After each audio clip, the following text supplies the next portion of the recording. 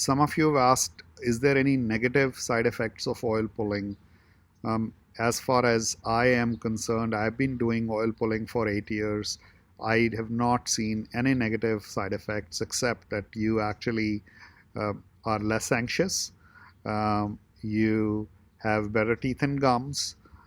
You feel very clean in your mouth and in your body, and your digestive system is better.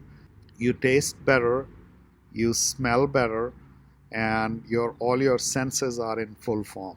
So it has nothing that I would find has been negative for me, and a lot of people who have actually written back to me.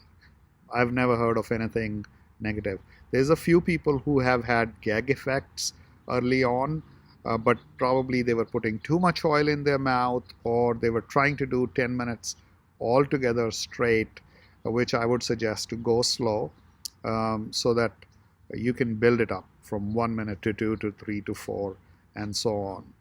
A lot of women have actually also reported that they've had a much better shape of the face. My face is genetically a round face. It's gone on my mom, and I still would tell you that if I wasn't doing oil pulling, I would be even more rounder. So it does help, yes.